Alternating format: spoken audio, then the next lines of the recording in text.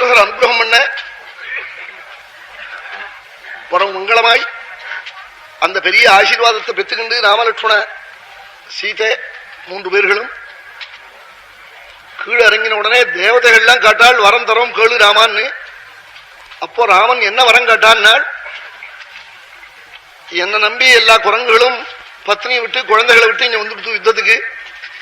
வந்த குரங்குகள்ல பல குரங்குகள் அடிபட்டு இங்க கிடக்கு, கைகால்கள்லாம் முறிஞ்சு போய் ஒரு குரங்கு கூட மறிச்சு போடாது எனக்கா வந்த குரங்குகள். அத்தனை குரங்குகளும் ஜீவனோட சுத்தோச்சிதாய்வான் நாள் தூங்கி எழுந்திருந்தா போல எழுந்திருக்கணும். அவெல்லாம் தங்கள் பத்னி புத்திராதிகளோட போய் சேர்ந்து சௌக்கியமா இருக்கணும். அவ போற இடத்துல எல்லாம் காயும் கழங்கும் பழமும் ஜலமுமா இருக்கணும்னு சுவாமி காட்டாள். சமுத்ராஸ்யந்தி ஹரயா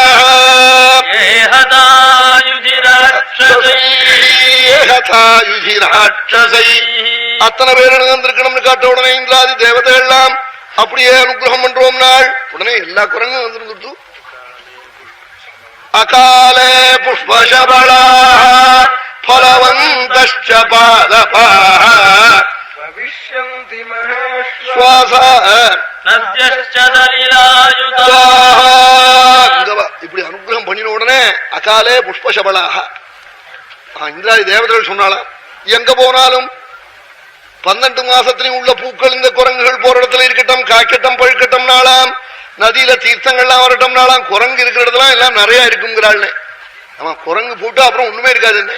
அகாலே புஷ்பசபளா பலவந்தஷ்ச பாதபாஹ பவிஷ்யந்தி மஹேஸ்வாஸ நத்யஷ்ச சலிலாப்தாஹ. இந்த தேவதைகள் அனுகிரகம் பண்ண குரங்குகள் எல்லாம் பிழைச்சு எழுந்திருக்க. தேவதைகள்லாம் அவரவர்கள் ஆசீர்வாதம் பண்ணிட்டு புறப்பட்டு போட்டாள். தசரதனும் புறப்பட்டு போட்டாள்.